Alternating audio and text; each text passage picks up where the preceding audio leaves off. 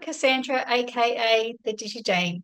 I'm a brand designer who bakes brands with Bite.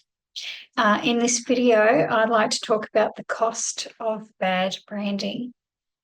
So, what is branding? It's the process of creating a brand for your business, and your brand is what your customers think about you, feel about you, and say about you. So, a brand is to a business what a reputation is to a person. So, you think about what your friends might say about you, that's your reputation. Well, it's the same for a business. What your customers will say about you is your brand. And you might think that you have no control over that outcome because it's actually determined by your customers. That's really not true. By creating a brand with a designer for your business, you influence and inform the customer's perceptions, and you can, in a sense, control what they say about you by building that brand that they connect with and have a rapport with, and giving them wonderful customer service. And now the outcome will be a really positive brand that they keep coming back to. So a good brand has strategy behind it. It looks at your ideal customer, how to communicate with them, and how to reach them. So a good brand has the right look and feel to it. So it includes the visuals, such as the logos and colors and typography and photography, but it also has good communication with your customers. So your tone of voice, how you speak to them, and your messaging, which is what you say to them. It also attracts them by sound effects and music, brand patterns and textures, giving them a whole sensory experience with your branding.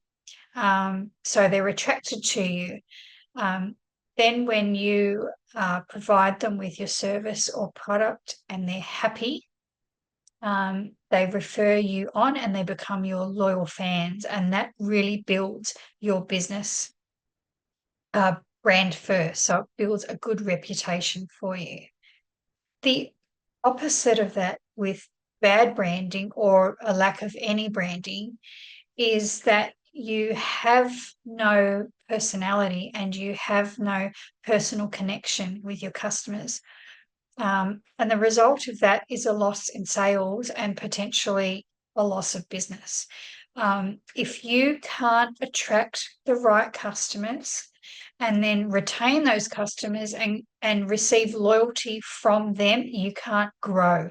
That customer loyalty is imperative to business growth. And if you can't get there through branding that they relate to and value and trust, you could potentially lose your business. That is the real cost of bad branding. So I understand when you're a startup that you might bootstrap it for a while. And in the beginning, if that's what you need to do, then that's okay. But at some point in time, you are going to need to invest in some good branding. It's best if you do this from the get-go, but if you can't, even a year or two down the track, get your branding sorted, because it's the only way that you can really bring the growth you want to business.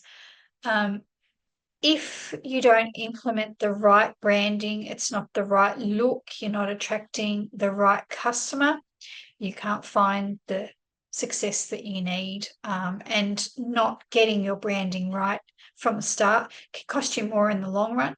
It can cost you a lot more than you would have paid for decent branding in the first place.